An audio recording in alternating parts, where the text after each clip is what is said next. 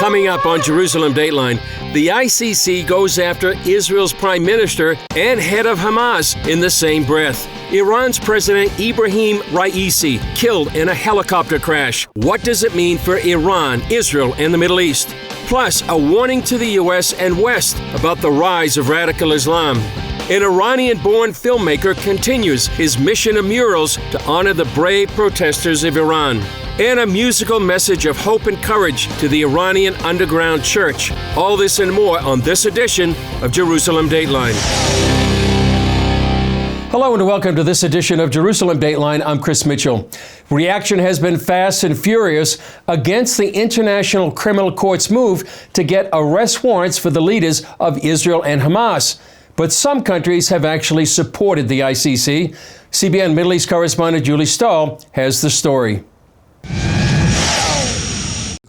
Prime Minister Benjamin Netanyahu called the decision a moral outrage of historic proportions that would cast an everlasting mark of shame on the International Court. Israel is waging a just war against Hamas, a genocidal terrorist organization that perpetrated the worst attack on the Jewish people since the Holocaust. Hamas massacred 1,200 Jews, raped Jewish women, burned Jewish babies, took hundreds hostage.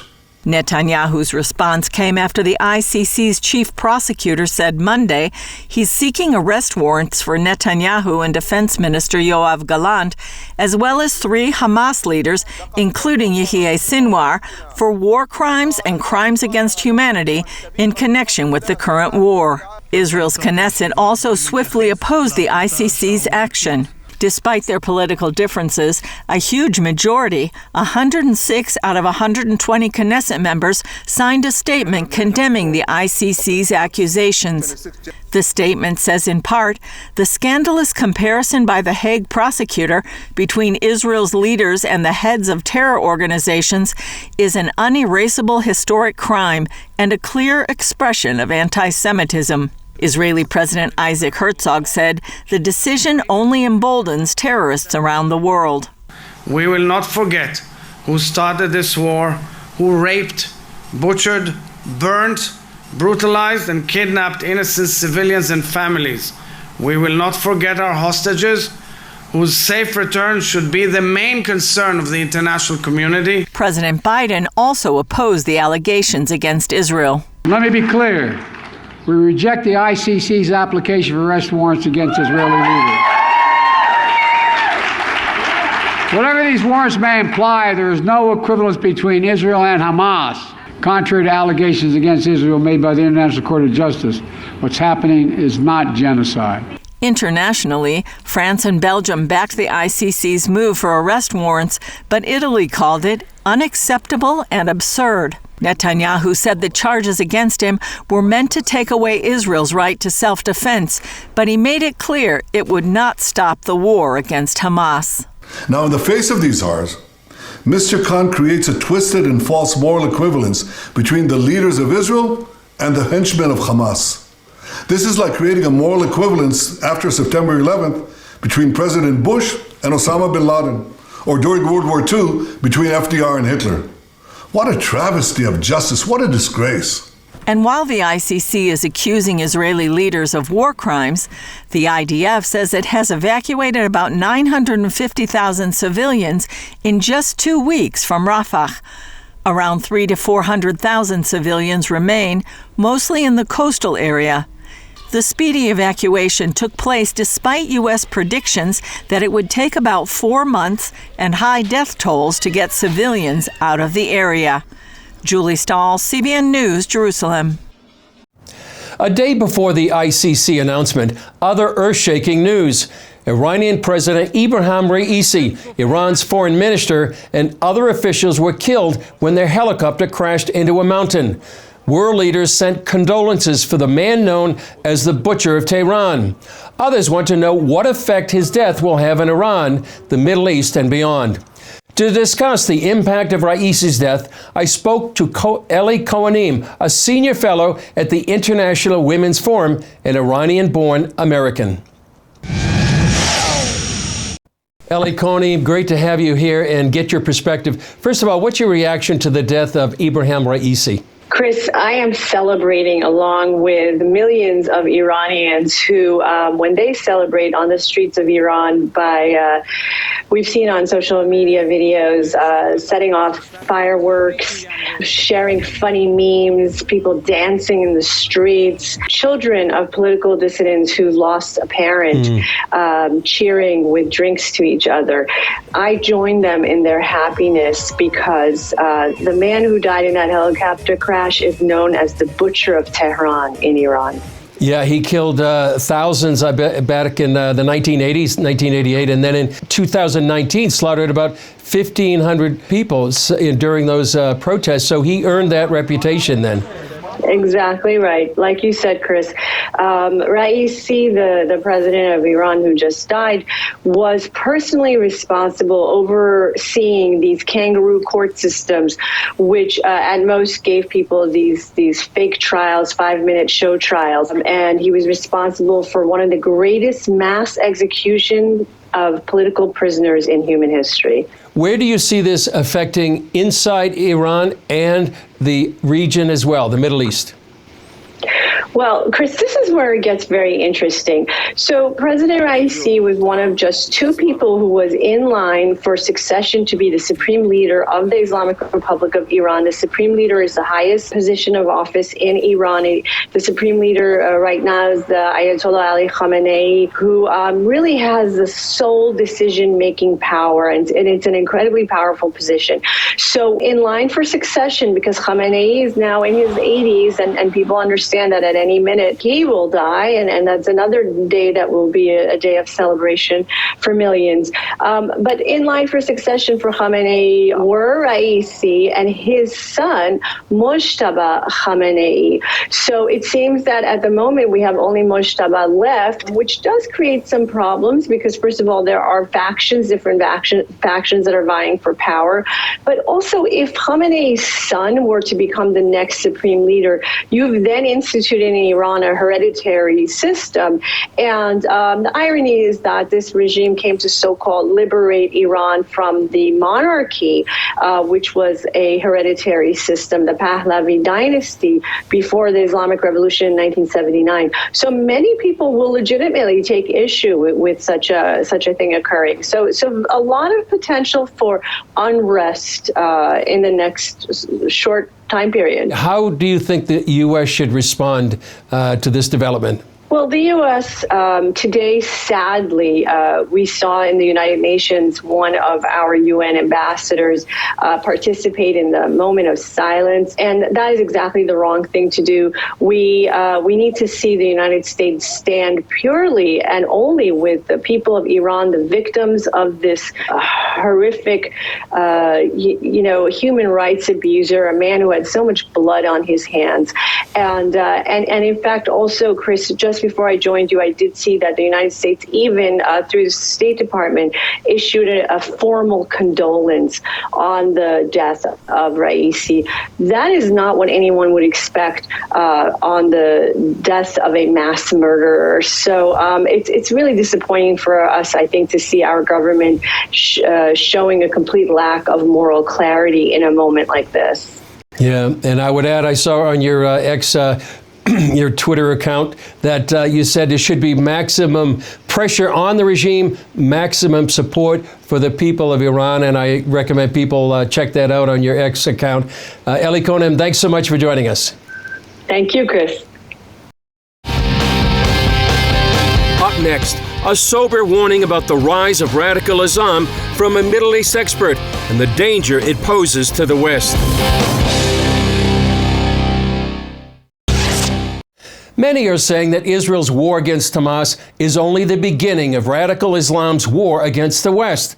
I spoke with Yigal Carmon of the Middle East Media Research Institute, or MEMRI, about that. He is urging the West to wake up and realize that radical Islam has a goal of taking over the world.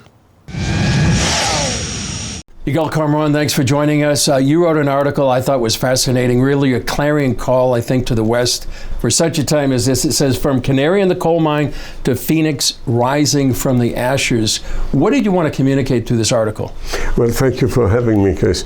It's an article that identifies the problem to the very details of it, because it's a multifaceted problem in the West and in the Middle East, and explains how to get out of it. So, number one, identifying the problem. For the first time in decades, three problems converged, separate ones, converged into one. The survival of Israel in this hateful area of the Middle East. Second, the survival of international Jewry, the diaspora, that is now under threats of violence and discrimination, and horribly much worse than that. And the third is the survival of Western civilization with its values that have developed over the years, which we all know and somehow were pushed aside by the protesters. And I say this is a very dangerous situation, and Israel fighting the Hamas and all those who support it is a canary in a coal mine that is warning the miners of the deteriorating level of oxygen in Western civilization, because the battle is against Western civilization no less than it is against Israel. And they say it, in the protesters in America are saying it, the Islamists in the Middle East are saying it. This is a world war against the world. It is Raed Salah, the head of the Islamic movement in Israel, says, quotes a hadith, a tradition, a small army of my believers will conquer the White House. Now, of course, in the tradition, it was meant, the White House was the Persian Empire, but he describes it as a prophecy of the White House to come, the White House of today. Another one says this is a theological and religious war. It is the war against Western civilization, which is regarded by them as the enemy. And Western civilization, unfortunately, dropped its capability to defend itself. And there were stages in that process. Number one, America dropped the principle that everyone that comes to America should integrate into the melting pot. Now, instead of the principle of integration, a new principle entered: multiculturalism. What does this multiculturalism say? That all values are equal. All values, the values of those who murder their mothers and their sisters on so-called honor, family honor, those who throw LGBT people to die with their head down, those who coerce Christians everywhere in the Middle East, in Nigeria, those who do not allow freedom of speech, of thought, of religion, all those are equal to our values, the Western civilization values. The situation is such that the battle against Israel converged with the battle against Western civilization by all those students who are totally misguided, who support the Hamas that wants to convert them all by force. Had it not been a tragedy, it would be a joke. Yeah. Well, it's a sobering analysis of where we are today, and I highly recommend this article, as well as documented with all the links to what you do on memory. So, Yigal Karmoran, thanks for sharing with us this important message. Thank you, Chris. Coming up, an Iranian-born filmmaker continues his mission of murals to celebrate the courageous protesters of Iran. We've been following this story since the beginning. Iranian-American filmmaker Houman Halili has been commissioning murals throughout Israel and working with Israeli artists to support the Iranian women and others protesting against the Islamic regime. Take a look. These two murals are the 11th and 12th in a series of 18 murals. Halili's goal is to tell Israelis how much the Iranian people love Israel and that Israelis support the people of Iran. I really prayed with a lot of people. I got a lot of wise counsel around me, and it seemed like this is what God's plan was. To use these murals as an avenue to remind the world that the Persians have been the friends of the Jews for 3,000 years. I always write on the murals, it's time for the Esthers of the world to rise up. But Esther is only Esther because of Mordecai. And Tumaj is a modern-day Mordecai. Iranian rap artist Tumaj Shalehi was recently sentenced to death by the Islamic regime for standing with Women, Life, Freedom protests. His music supports the women of Iran. It emboldens them. It gives them the courage to keep fighting. So when you say, what's the relationship between Tumaj and Israel? The world sees that the Jews are standing with the freedom-fighting people of Iran. Former Deputy Mayor of Jerusalem, Fleur Hassan Nahum, has been a big part of this project. Once the Islamic Republic of Iran started specifically cracking down on women, killing women, taking women prisoners for showing a strand of hair, we decided, the women of Israel, the feminists of Israel, decided to speak out. It's important for us as Israelis and as Jews that the people of Iran know that we're friends. We are all facing the same oppression. Hamas are the long arm of the Islamic Republic of Iran. And what I think people around the world don't realize is that we all have the same enemy, the enemy to freedom of religion, freedom of expression, women's rights, and everything else is all coming out of the same place. Halili commissioned Israeli artists who share Halili's passion and identify with the plight of Tumaj. As an Israeli, I feel so much for the Iranian people that they're like suffering from this crazy regime. As an artist, I'm happy that I can donate something for my talent in this world to do something to save this man and all the other people in Iran. Two nations that want to be free.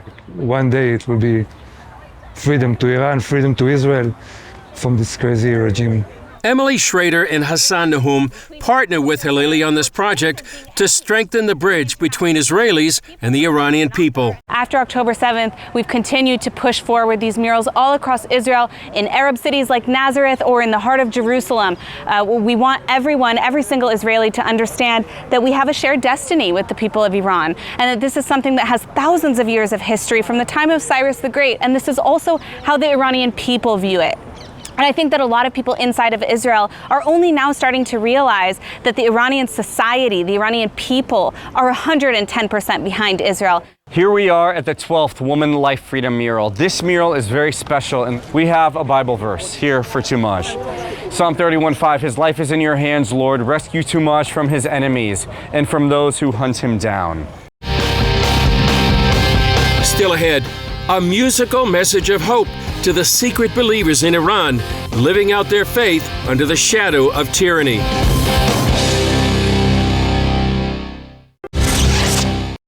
Yaron Cherniak is an Israeli musician who has a heart for the people of Iran.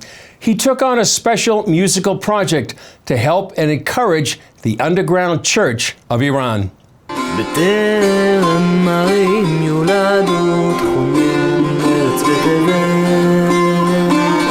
So you're very connected to this region. Your music's very connected. For some reason, it was just on my heart so much to develop and produce and widen the repertoire of worship music in Farsi, in classical forms. So first of all, what you do is to learn about the culture, about the history, about the background of the culture, background of Iran.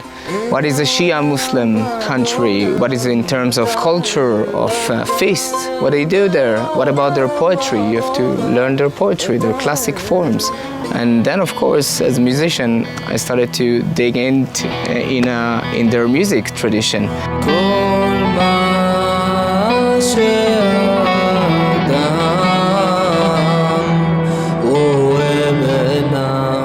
So that's the idea, is to speak the language of the people, their rhymes, their rhythms, their poetry, their language, not to touch it, not to try to westernize it.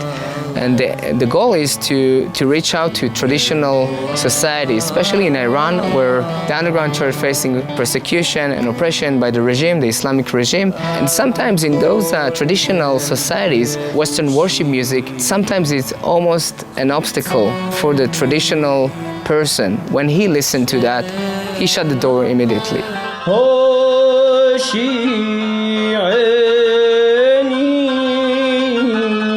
For them, their sound, it represents something, and a traditional sound represents their authenticity, their identity, their history. Their history is connected to something much more ancient than the rock music or jazz music or any other, you name it.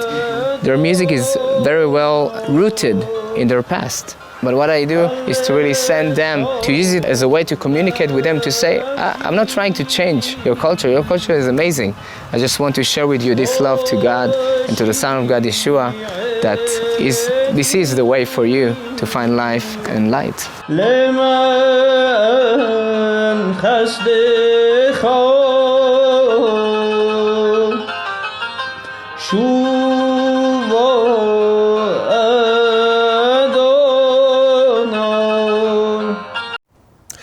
The current war has put a lot of stress on the Israeli people, among them Holocaust survivors and the elderly.